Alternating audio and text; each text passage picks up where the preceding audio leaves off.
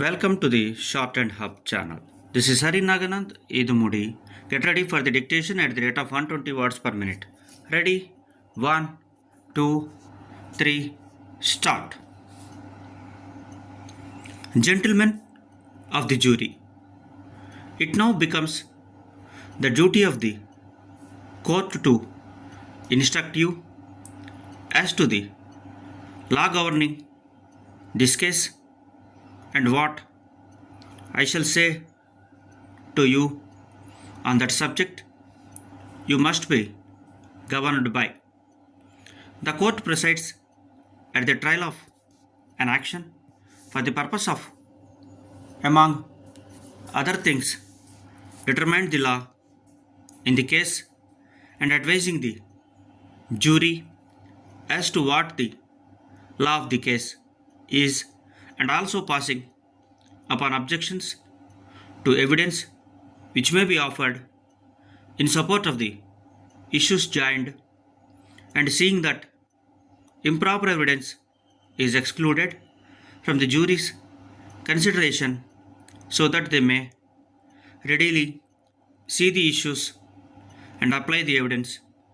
that is adduced in support of the issues or to contradict the issues. The jury are the judges of the facts, and with the jury rests the determination of what the facts in issue are. It is peculiarly the province of the jury to determine from the evidence and the natural and logical inference to be drawn from the evidence what the facts involved in the case are, and by their verdict they determine the facts, and with their finding the court has nothing to do except I have hitherto said to see that they are properly instructed and only consider proper evidence. If the court, in making any ruling during the trial of this case, has said anything from which the jury infers that the court has any opinion as to how this case ought to be decided, I now charge you to disregard what the court said in that behalf. I have no collection of having said anything of that nature,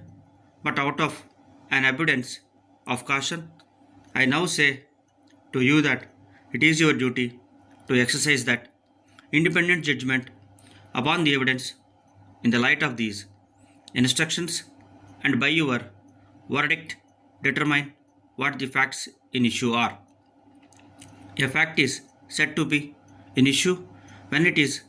asserted on one side and denied on the other, and the facts in issue are to be found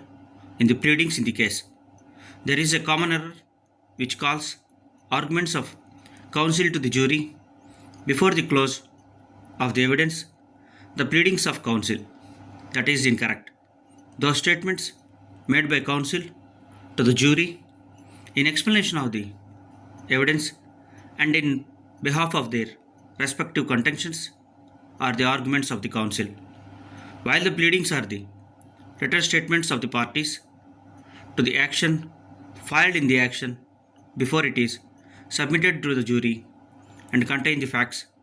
which each claims exist in the case. In this action, Stable and his younger brother Thomas are the plaintiffs, and John William Glenn is the defendant, and the pleadings in this case consist of the petition, the answer thereto, and the amendment to the answer, and a reply to the amendment to the answer. Keeping in mind what I have told you constituted an issue of fact, namely, where a fact is asserted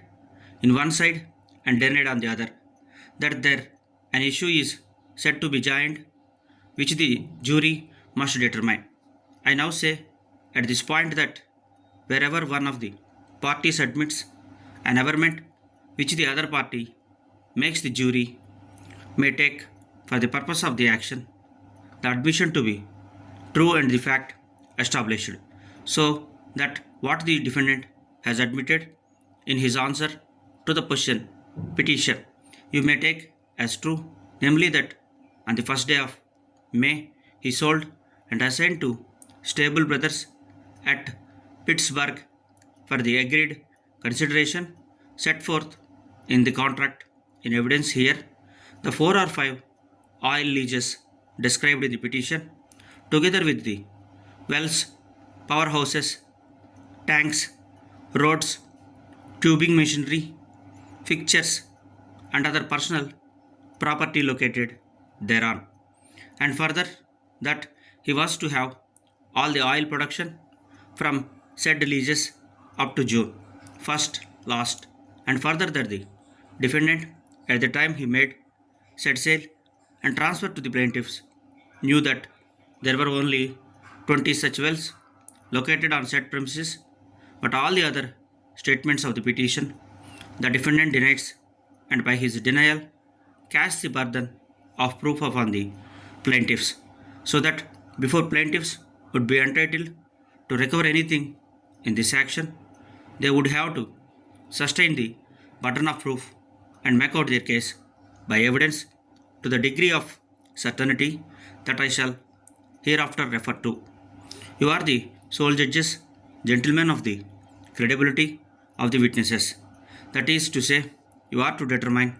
by the exercise of your judgment how far you will believe the witnesses in their testimony. The evidence in this case consists of the sworn testimony of witnesses given on the stand as well as the deposition of witnesses, parts of which were read to you, and also some papers which are called documentary evidence which were admitted for your consideration and in finding the issues in this case. You should consider all of these classes of evidence and compare them and consider them fully, giving due weight to all the evidence and reaching a conclusion from the evidence. And as said before, the natural and logical inference to be drawn from the evidence, being the judges of the credibility of the witnesses, you are at liberty to believe or disbelieve part or all of the testimony of any of the witnesses. The witnesses were under oath while testifying, and the presumption is that they were telling the truth, but you are not required by law to give full credence to everything that a witness may say simply because he is under oath, because the witness may be mistaken or his interest in the result of the controversy may incline him to color his testimony, sometimes unconsciously, and other considerations of like character may take it appear proper to you not to give the full degree of credibility that the language of the witness imparts. The testimony of the witness should be tested by you. That is to say, you should consider the demeanor of the witness while upon the stand, his candor and fairness of or lack of it, his willingness or unwillingness, the readiness with which he testifies, the circumstances to which he testifies, the opportunity that he may have had of knowing that to which he testified, and the extent of opportunity he may have had for knowing what he has testified to, his bias or prejudice for or against either party, if any, was shown, and his interest in the result of the controversy, if any, and all such considerations as these which may enable you to determine how far you ought to accept the statements of the witnesses in ascertaining the facts that are submitted for your consideration and determination. Stop. Please like the video.